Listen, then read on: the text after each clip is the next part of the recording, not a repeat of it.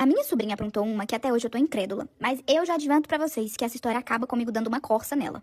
Quando a minha filha estava completando mais ou menos 1 ano de idade, o meu irmão apareceu com a notícia de que ele tinha engravidado uma menina.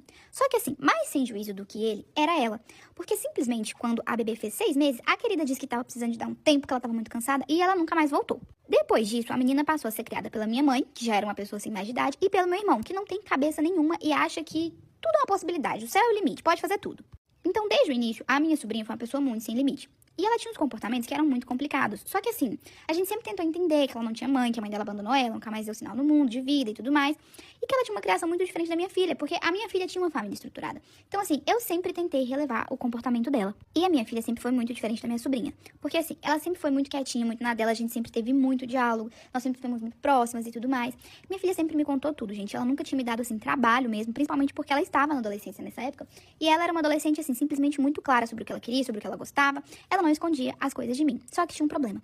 Ela admirava demais, demais a minha sobrinha. Ela sempre falava que ela achava minha sobrinha muito forte, muito resiliente, e que ela admirava muito essa sobrinha minha.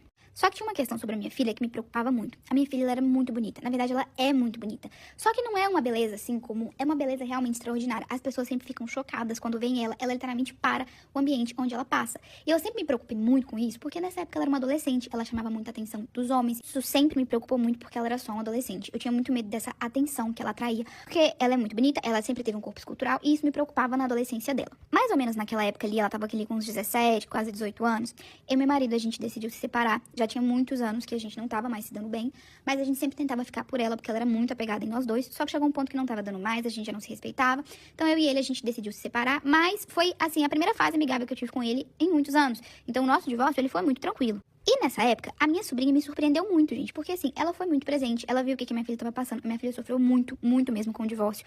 E aí, assim, a minha sobrinha, ela simplesmente apoiou muito a minha filha. Só que as duas começaram a ficar muito próximas, muito amiguinhas, até que chegou um ponto que elas não faziam nada uma sem a outra. Era sempre a minha sobrinha dormindo lá em casa, ou a minha filha dormindo na casa da minha mãe. Enfim, uma amizade ali que surgiu muito do nada e que tava muito estranha, porque a minha sobrinha e ela, elas eram amigas. Só que assim, elas nunca foram tão amigas assim. E eu comecei a desconfiar que o divórcio não era o único motivo pelo qual a minha sobrinha tava sendo assim tão prestativa. E eu comecei a desconfiar ainda mais porque minha filha ficou muito esquisita. Ela tava com um comportamento muito estranho, ela começou a guardar segredo de mim, coisa que ela nunca fez.